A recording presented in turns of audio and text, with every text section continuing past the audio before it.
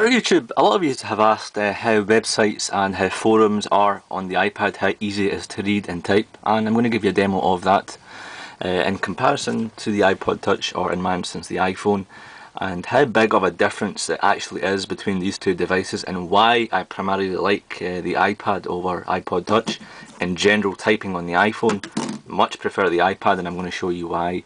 So let's go into Safari, and I'm on one of my most favourite news rumour websites, and most of you are probably familiar with this, Mac Rumours. Now I hope you can see from this camera how easy or how big the text is, and how well laid out the whole website of Mac Rumours is on the iPad. I'm not too sure whether this website is formatted for the iPad optimised, but it is pretty darn near it anyway. I don't know if it is or not. So here are all your your articles, various rumours, and you don't need to zoom in like the iPhone. Here on the right hand side I've got my iPhone, and on the left hand side I've got my iPod, and as you can see, obviously because the iPad is more real estate, you're going to see everything better. Now I don't need to zoom anything on this iPad to read the text, very easy. I'm not too sure if that's coming up clear on the camera, but on the iPhone I can literally not read this, and you'd be special enough to read it. So you have to zoom in into everything that you have to read, and just about now I can read, but like this it's a bit difficult. The text gets really small, so you have to zoom in, and it's needless to say, if you want to sign into your forums or navigate to any on the other parts of the on the website, you really have to zoom out, or if you're zoomed in you have to keep on going to get to your bit. But on the other hand, the iPad is, everything is there. You know, I don't even think you need to even zoom in, but if you do, for whatever reason, you can.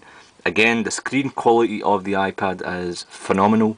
It's just really hard to get across to you that the screen and the reading aspect is absolutely great on the iPad. So now you're wondering, well, how easy is it to type? And I'm going to show you how easy it is. So let's go into forums. Here I am on one of the posts, and it's a post on the upcoming MacBook updates, and I'm going to reply to this particular comment that this guy has made. And the guy has made a comment saying John Lewis, which is a big UK retailer, has run out of MacBook stocks, and I'm going to reply to his his little information on John Lewis stock or inventory. So you can either have it in this mode or this mode, and you can obviously lock the screen on the top here if you want to, but I tend to type this way, and I'm going to show you why. Now, when I know I'm going to type a long text, I usually put this down in my lap, no problem. It goes down very nicely, and I prefer it this way. But if I'm holding it in my hand, or if I'm lying down on the couch, which I've been doing a lot since the past 24 hours or 48 hours since I've had the iPad, then I prefer it this way, portrait. But on my lap I prefer it this way, so let's do it this way. So I'm going to write, the stock at John Lewis has been low for a few days, nothing new. Hopefully there will be new MacBooks. Gonna go back. Oops, small mistake. MacBooks come April 13th. And needless to say, here's the post I've written. And have I made any mistakes apart from I spelt MacBooks wrong? Hope there's no grammar mistakes. So as you can see, the typing experience is very similar as to what it would be with a MacBook Pro or an iMac or a physical keyboard, shall I say. It is phenomenal. I love the keyboard aspect. Whereas on this, when the iPhone and iPod Touch came out, the keyboard was nice back then, but it is really tiresome if you're writing long messages. And let me give you an example of that same thing on here.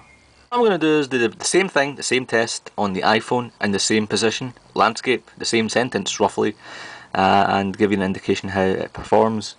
Now the first thing is, you can't really put this down and do it like this, like I done on the iPad, simply because the buttons are too small, and it's not those sort of devices where you want to put something down, because it's so small you might as well just hold it from one hand.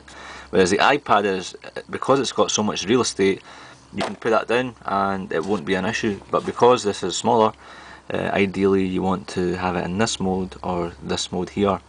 But this one's even smaller, the keyboard is even more scrammed into this, that I'd rather prefer it to be in this one because the numbers, the letters, are slightly bigger. So let's type a sentence. The stock at John Lewis has been short or low for some time. Hope. And already my left hand is getting slightly tired, or getting a bit tiresome. Hopefully there will be something for next coming choose. So there we go, a few spelling mistakes, and you know, this is roughly the same sentence that I typed on the iPad, and you know, spelling mistakes you could have autocorrect on, but I don't. But again, it all comes on to both of your hands are here, and you don't really. I personally don't like writing on this keyboard, I must admit. The iPad is a winner. So in my opinion, the iPad wins hands down when it comes to typing, no issue whatsoever. And I hope this video was sort of an insight for you guys, because I know a few of you have requested this, because typing is a huge factor for those of you who are interested in getting an iPad.